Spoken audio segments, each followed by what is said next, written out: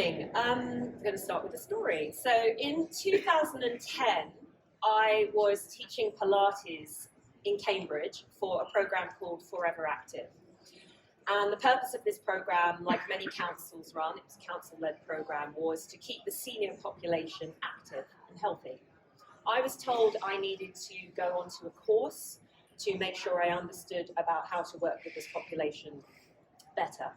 And on that course, I was presented with an image, and this image completely astounded me. I couldn't believe what I was looking at, and this was the image. Gwen Fitzpatrick lost 16 inches in height due to vertebral fractures. During 30 years of fractures, no treatment was provided to prevent further bone loss. Now, when I saw this photo, the first thing that struck me is I couldn't believe that this person was seeing the world 90 degrees from the direction I was seeing it. What might be striking you is the amount of neck pain this person may be experiencing, back pain. Where is their center of gravity, and what is their emotional state like right now? My name's Francine Zimbalist, and in 2016 I started working predominantly with people with osteoporosis or an osteopenia diagnosis.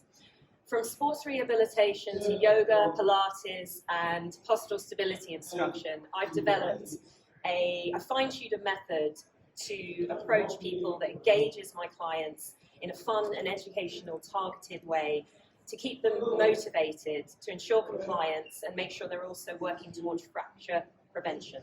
So the pandemic took me online, which allowed me to widen my offer, which was great because I was able to deliver a variety of different kinds of classes, because we need different kinds of approaches for this population. I lost a lot of clients because many people didn't really have the appetite for online instruction, but I gained a lot of clients who realized this was a great way to actually meet the guidelines. My online work informs my in-person work, which is a higher intensity approach where safety comes first. For the next 25 minutes, I'm going to talk to you about what informs my online approach, my online work, and how I'm moving my in-person work in line with the latest evidence-based research. By the end of this session, you'll walk away key on the guidelines for this population. It's also my intention to inspire you to intervene early, considering those most at risk of developing the disease later in their lives. Pharmaceuticals and nutrition will not be touched on in any depth because it's outside of the scope of this talk. The first observations of osteoporosis came about in the 1800s by an anatomist surgeon and also a pathologist. And at a consensus development conference in 1991, this definition came about. A systematic skeletal disease characterized by low bone mass and microarchitectural deterioration of bone tissue, with a consequent increase in bone fragility and susceptibility to fracture risk. And this is where I'll use my pointer and my finger while my pointer is being delivered to me. Thank you. So hopefully you can see there in the image, thank you. There's normal bone structure where we've got a really densely packed bone. That's the trabecular bone with smaller holes. Moving to osteopenia, which is the precursor to osteoporosis, you can see by severe osteoporosis, the holes are way larger and the struts are much thinner. The World Health Organization adopted this definition in 1994, and later in 2000, the concept of bone strength was introduced, which is a combination of bone density and bone quality. And this definition was posed: skeletal disorder characterized by compromised bone strength, predisposing to an increased risk of fracture. I'm unsure how much louder I can get, but I can compete with this. I can do it. Yes, we can. Can I have a fist bump in the front? Yeah, thank you. Thank you. So let's have a look at this, what this means. So we know that during this period, we're building bone. Okay, so this is up to roughly the ages of 30, 35. And the reason we're building bone is because bone is a living tissue. And there are osteoblast activities and osteoclast activities. Osteoblast is the bone-building cells, and osteoclasts are the cells that resorb it away, okay? And it's pretty much a steady flow here, but the osteoblast activity is always punched towards building bone. We reach peak bone mass around that age of 30 to 35, after which we start to lose about 3% of bone mineral density every decade. Now, it's quite significant for women because of estrogen depletion's role in the impact of bone mineral density and bone mass. So they start to lose 2 to 3% of bone mineral density every year. Worldwide, there are 8.9 million fractures annually. There's a fragility fracture, an osteoporotic fracture every 3 seconds. If you're a woman over the age of 50, you've got 1 in 3 chance of having osteoporosis, having a fracture, 1 in 5 if you're a man. And the highest prevalence will occur in postmenopausal women and men and women over the age of 70. Between 1990 and 2000, there was nearly a 25% increase of hip fractures worldwide. Compared with 1990, there's a projected increase by 2050 of 310% in men and 240% in women in hip fractures. After sustaining a hip fracture, 10 to 20% formerly community dwelling patients require long-term nursing care, and up to 20% of patients die within a year of a hip fracture. And actually, those that survive, less than half of them actually return to their way that they were functioning before. By the way, that mortality rate is because often people have other more comorbidities, and because of the sedentary lifestyle, that sort of speeds up the process, right? In the EU, including Switzerland and the UK, the cost in 2019, the direct cost of fragility fractures was 59.6 billion. It's a major public health problem, a social, medical, and economic burden. And we can do something about it. We can intervene. So, who are these people, though? Are they tucked away in care homes, doing no exercise at all, leading sedentary lifestyles? I've got answers to this question. I wasn't, but I love it. I love it. Involvement, okay. Are they community-dwelling old people participating in the bare minimum exercise recommendations? Or are they amongst us, leading active, healthy lives? Are they in this room? Are you sitting next to one? The Royal Osteoporosis Society recognised that physical activity is seen as a modifiable risk factor. In 2018, they brought together a team of experts led by Professor Dawn Skelton to come about a consensus statement in physical activity and exercise for osteoporosis and osteopenia. And they came up with these themes and objectives. Strong, steady, straight. It's got a really nice ring to it. So the objectives were to do weight-bearing exercises, impact exercises, resistance training in order to keep your bones strong. Make sure you're doing balance exercises and muscular strengthening so that you can prevent falls, which would lead to fractures. Make sure you're doing back strengthening exercises so that you can reduce the risk of vertebral fractures, but also improve your posture and relieve the pain from vertebral fractures that are already there. I was really pleased when I saw these guidelines because I was like, great, another fist bump. I was doing all the right things. I was just, attending to all this stuff. So I was like, fantastic. I'd understood all this stuff already. I recognized the impact of unsafe subconscious spinal muscular activity and the potential for a vertebral compression fracture risk, the potential for pain, deformity, and functional disability, the increased mortality links, and also the potential for mental health disorders, including depression. I've been educating my clients how to move and lift in a spine-safe way to reduce the silent progression of microtrauma to the spine with unsafe bending, lifting, and twisting. I instruct them in maintaining and increasing their mobility in alternative joints, to limit the body movement, the overuse of spinal flexion and rotation. Did you go to the back because it's too loud at the front? Yes. Oh, okay, got it. Oh, because he's standing, you're weight bearing, right, good stuff. Okay. So, I put particular attention to strengthening the back muscles, the posterior trunk muscles, in order to counter any subconscious excessive forward flexing muscular activity while we're even in a static pose. You see there I'm lifting maybe a slight weight there in a stone. What else? Yeah. So I also train people to find their neutral spine and make sure that they are exercising in the neutral spine. Yavinin in 2018 with others actually expressed the need to shift the focus of fracture prevention to falls prevention, because it's obvious, right? Because falls lead to fractures, that we need to attend to falls.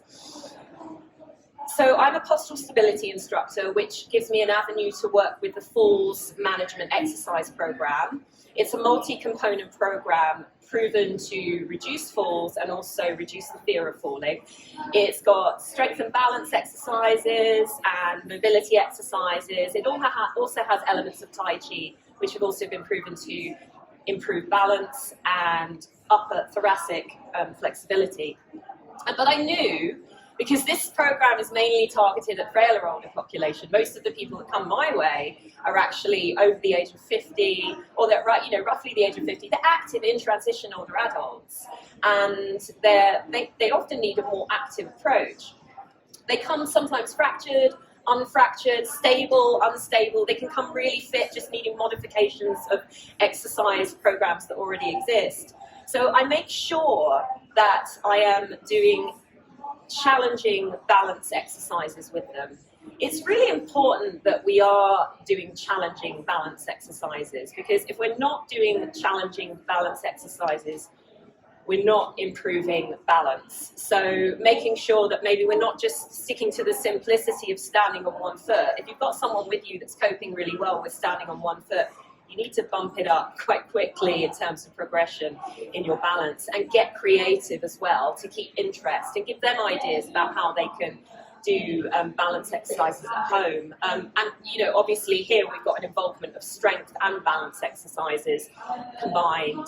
You can see that's of a higher intensity, and then bringing in really activities of daily living. You can imagine walking across a creek with pebbles there.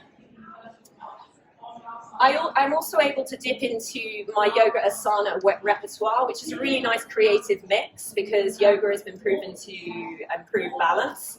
And I'm also able to introduce the philosophies in yoga, so that we're working on the principles of mindfulness, which is really important to keep people in the present moment, because often people are rushing around, and that's why maybe they are not necessarily keeping themselves balanced and maybe falling. I'd understood, by the way, if a video doesn't involve me, it is a precursor that a fall is about to happen. So if this is a trigger for you, turn away now. I'd also understood the prognosis of hip fractures and how it would be a better case scenario to respond to a fall with outstretched arms and incur an injury to the upper limb. That person actually hit with the knee first, but they did try. And this is always a hard fact to hear. I had this conversation with my mother the other day, actually, and she was saying, I presented this to her as a practice. I don't agree with that, she said to me. And I sort of explained to her the statistics, and she said, yes, but when I was younger, I trained in judo and I rolled this way. And the fact is, if you're fragile and you have osteoporosis, you've got to think about the prognosis. So I do work with reaction time and response time. So revisiting the recommendations on frequency, we can see here that the recommendations from that document, the Royal Osteoporosis Society, you can see actually this year it's been republished in the British Journal of Sports Medicine, that they were recommending 2 to 3 days a week. My contact time before the pandemic with many people was 1 day a week, so I had to advise them that they needed to be doing more of this more often. And actually my online offer allows me to do that. Many people book in more than once a week because they have the time, because they're just at home. They've just sort of done some cleaning and then quickly they jump online with me. I'm there with them, and then they get that instruction. So we're able to touch on these frequency recommendations. So for some people it's most days. You can see there for frequent fallers and for also people with pain from vertebral fractures. Visiting the frequency recommendations for strength training, I could see also I was able to touch this point more in an online offer with weight bearing and impact work, and also advise on these other activities that people could be doing outside of my sessions. But I did see that the best evidence was linked to using weights. The recommendations from this document are to build up to 3 sets of each exercise, progressive muscular resistance, 8 to 12 repetitions. The most you can lift until fatigue. I don't love that, fatigue. I like to use the term failure, because fatigue sort of implies that actually people are exhausted and they're not going to be able to actually recover and do maybe more sets and more of a session. So, but it is just terminology. When you're working with clients, they're not too phased or fussed about this, I find anyway. I recognised I was limited here. In my in-person work, I work in a studio space with mostly women, like I said, and we would be limited to 3 kilo dumbbells in that studio space, which meant if we're doing, for safety and good grip, we're looking at 6 kilos for a squat, a sit to stand, let's say, on a chair. And many people could lift more. And also, if I'm working with people online, is it appropriate and also, feasible for people to have all the weights that they need for the different exercises? There are weights out there. I don't know if anyone uses them in this room. The brain gain weights, where you can, they're dumbbells, and you can put them down and lift 2 kilos, and then put them down, they reset 24 kilos. Has anyone heard of those in here or use them at all? Yeah. Yeah. So they are there, but then I've got to think, well, is this safe to be doing, online? Is this safe work to be working with people online? Yeah, and expensive. That's another point to mention.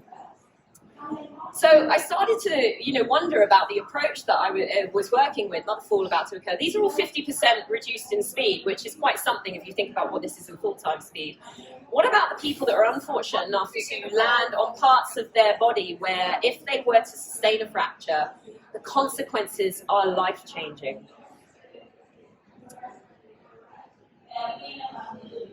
The falls prevention approach is well and good because it attends to someone's internal world, building strength in the muscles that stabilize them and accustom them to different balance scenarios and unskilling them.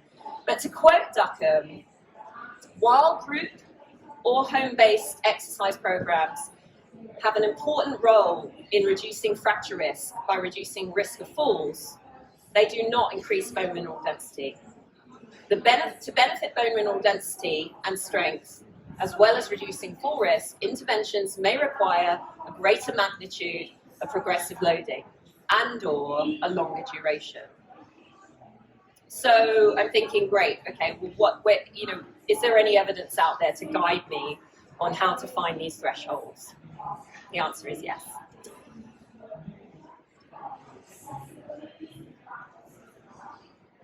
So let's revisit strength for a second here. Well, not a second, a few minutes, depending on how many minutes I've got left. Simply put, resisting gravity, gentleman at the back, standing puts a load on bone. Fist pump. Bones respond to mechanical stimulus. If you stop stressing your bones, they resorb away without mechanical demand. Right now, there's nothing happening to your bones right now, okay? Unless you're sitting there doing some extremely heavy wrist work, maybe. So, yeah, there we go. The skeletal system is responding to the absence of mechanical load signals. So it's a case for a less sedentary lifestyle. We know this, right? Move it or lose it. Loads on bones cause bone strains that generate signals and bone cells respond. So the more impact, weight bearing, and resistance training, the more strain. Where bone strain exceeds bone's modelling threshold, modelling can switch on to strengthen load-bearing bones. Whereas where bone strains are below the lower threshold range, disuse modelling can turn on and reduce whole bone strength by removing some trabecular and endocortical bone. So, is anybody wondering in here, what is my threshold? I don't know. I was watching this presentation. In 2009, Kerr and others found in a block randomization that postmenopausal women could do site-specific, they could elicit that osteogenic changes through site-specific bone loading, but only with high load and low repetitions. Their endurance protocol didn't see this. And now we're seeing in Australia a team of researchers led by Professor Belinda Beck, who is a pioneering researcher who is, primarily her work is related to the effects of mechanical loading on bone. Her recent clinical trials have re-established the benchmark of exercise as therapy for osteoporosis and low bone mass. And LIFTMOR stands for Lifting Intervention for Training Muscle and Osteoporosis Rehabilitation. In 2017, they asked the question, is lifting heavy safe and effective for postmenopausal women with low bone mass? It was a randomized controlled trial, and they had postmenopausal women over the age of 58 years old take part in an exercise intervention that lasted 8 months. Both groups, the control group and the high intensity resistance and impact training group, would work out twice weekly for 30 minutes. The lower intensity unsupervised group were mainly working at home on a program that was designed to improve balance and mobility. Low load resistance training, about 10 to 15 reps at an intensity of less than 60% of their 1 repetition maximum. Calf raises, lunges, those sorts of exercises. The high intensity group were doing jumping chin-ups with heavy drop landings for their impact training work, and their resistance exercises included deadlifts, back squats, overhead presses, and they were working at a protocol of 5 repetitions, 5 sets, more than 80 to 85% of their 1 repetition maximum. Let's have a look at the results.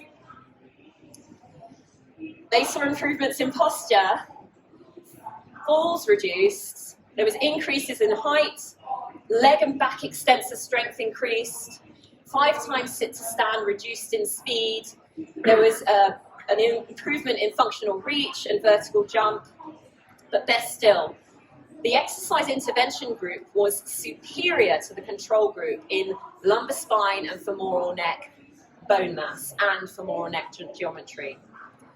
The authors quoted that we believe this intervention is highly appealing therapeutic option for the management of osteoporosis in postmenopausal women with low and very low bone mass. There was one adverse effect in the exercise intervention group, and it was on the last set of the last deadlift, but that person returned to the program 2 weeks later. And it was a muscle sprain. To quote Lisa Wise, one of the physiologists on the program, we've had people fallen, but they haven't broken a bone. Looking at the male response, well, they've also seen improvements and maintained indices in bone strength at the tibia and proximal femur, in middle-aged and older men. And this is why I use LIFTMOR to inform my in-person approach now. We have to consider, though, that we must modify our approach. For some people, a lot of people that come my way have comorbidities. Most people have comorbidities that come my way by that age. And whilst impact training might be good for osteoporosis, a lot of people present with osteoarthritis in my population, and it's not necessarily good for them. So I have to look at adaptations, how I can adapt this program. And of course, there were exclusions in the program. But what about the subset of society that are challenged with weight bearing on the skeleton? Is there anything for them? Well, low intensity vibration therapy is seen as a surrogate or adjunct for exercise.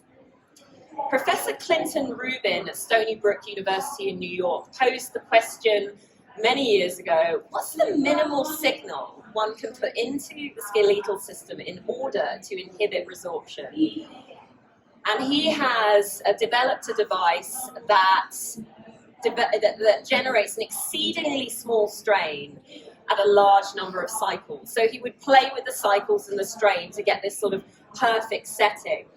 And actually, this device is being exhibited at this expo. It's on a stand called My Bones. The device is called Maridon Live, and you can go and have a go.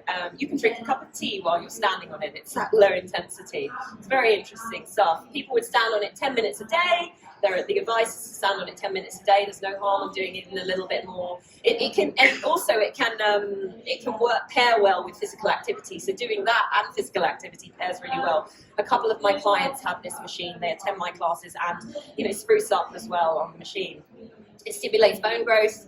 There's lots of evidence out there. The evidence is robust, but there is limited evidence to support that on the osteoporotic population. However, I don't think it's going to be too long before we see this data shown, because the social media group of the people that are exhibiting here is showing amazing anecdotal responses. People coming back saying my bone density is improving. So let's just keep an eye on that to see for improvements.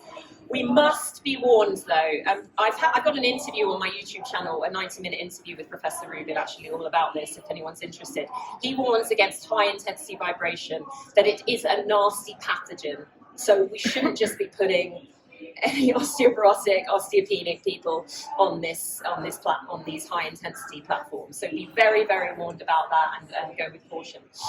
The limitations of this device so that it targets the lower limb and spine only. So, we're not really thinking about, well, are we actually reaching the forearms, which are also high in fracture sites, especially for those active older adults that are able to outstretch their arms and respond. I did ask the question about targeted vibration, if there's anything in the pipeline for that, and he said no, there's nothing in the pipeline, so maybe. And we've certainly approached and spoken to some of the exhibitors here. This has only just come onto my radar, bioDenisty training. The benefit of impact without any of the risk. Tony Robbins has actually invested in this device, and he has a whole program in the States that's being franchised out called OsteoStrong, and 5 minutes a week of comprehensive muscular and skeletal stimulation can improve bone mineral density and strengthen bones. So this machine, you can either get a set of machines or a machine where you have different handles and grips that mimic high symmetric exercises that look like bench presses, leg presses, pull downs, and deadlifts. You can use it sitting or standing, which if you think about those that are load compromised, that's incredible. No movement is required. An exercise load intensity is created by the user. So how are you informing your participants, clients about safe footwear? Well, did you know that minimal shoes benefit postural and dynamic stability, and wider soles maximize the effects of physical function? We should go with caution with these results, because this study was done in a lab environment. Obviously when we're walking around, there are other sorts of terrain, but it's very encouraging. And I do have people in my falls prevention classes for frailer older adults that are taking on that advice and purchasing this footwear, and they're noticing really great differences. And have you thought about the impact of breast weight on spinal load? Have you? Anyone? Yeah? Okay. So the average UK bra size is 34D to 36D, which equates to 4 avocados or half a pineapple. Oh God, I've got faces there. Is it? Yeah, what am I? I love this. And I know what you're all thinking. What size are your avocados? I know you're possibly thinking that. So the breasts are heavier than we think, and most women aren't aware of how breast weight can positively or negatively influence their health. And there is a need for extrinsic support. If you look back actually at the video of the woman doing hopscotch with her daughter, somebody, I think there's someone here from yesterday, and they were looking at something different when they saw that video. You'll see the amount of movement, and actually there's now evidence to show that the right bra support can reduce breast movement, improve performance, and improve posture. Siobhan O'Donovan of a posture fitting physio is doing great work in her Gals Against Gravity workshops, so I encourage you to look her up. So key takeaways of today are to educate the people that you are working with. Tell them what they should be doing so that they can optimize the way that they are exercising and attending to their osteoporosis and osteopenia. Signpost them appropriately. Is it good enough to say just go and do Pilates, go and do yoga, go and lift weights? A lot of the information I'm seeing on media at the moment and the photos are of old people lifting a very small dumbbell. This is not, it's almost like people are scared to talk about what we really need to be doing. The recommendation is that if we're lifting heavy weights, it should be supervised, because obviously, and that's how my my online work informs my in-person work, because I'm able to work on form. So most of my lot are ready to lift heavy weights because they've been working for years on form. They get grilled on form. Making sure it's targeted, modified, because we obviously have to make sure that we're doing a health screening form, discerning if there's any exclusions first of all, and then looking at comorbidities and seeing what would suit individual people different ways. This is the busiest subset of society I've ever worked with. People over the age of 50, my retired population, they are busier than anyone I know, and they want to be able to pack all these principles into one. Many of my classes inform with the Pilates principles, the impact work, the strength work, everything is in one go. So we've got to think about that. You know, rather than go and do this, go and do that, go and do that, let's get it all jam-packed in one go. Make it fun. If it's not fun, then I'm going to come back. Okay, it's got to be fun. Your delivery has to be fun. It has to be different. It has to be creative. We need to frame conversations around bone health in a way that reinforces hope and empowerment and puts less emphasis on fragility that can intensify fears about bone health. This lady's just been diagnosed with osteopenia. Patient education is key in midlife. We need to find and reach out to post and perimenopausal women and educate them about preventative care. We need to educate people in their 20s, highlighting that there is a window of opportunity for peak bone mass, and achieving it is the best protection against osteoporosis. In adolescence and into young adulthood, when bone mass is still developing, we need to make sure they are getting enough physical activity, particularly weight-bearing exercises. Healthcare providers must communicate that diet and exercise play on the role that diet and exercise play on bone health. To this girl's parents and to her, most of the last few slides have been inspired by an article I read on the Society for Women's Health Research, and I'm going to quote them now. Osteoporosis is still associated with stigma and ageism, and a lack of attention on the role of prevention has hindered progress in achieving optimal bone health, so that nobody ends up in the situation that Gwen did. So this is me. I work on evidence-based program. I'm able to offer safe and effective online support for global clients wanting tuition online and in person in Sussex. I'm looking for a gym space to work or people to collaborate in London. I have a client list in London. My social media platforms broadcast interviews that are relevant to this topic, including snippet tutorials. There's some leaflets down there. And yeah, please contact me for references. I'm around for a conversation, but let's drag it out there because the next presenter will need to come on. Alternatively, pass me your business card. I'd love to stay in touch. Thank you so much for your time today.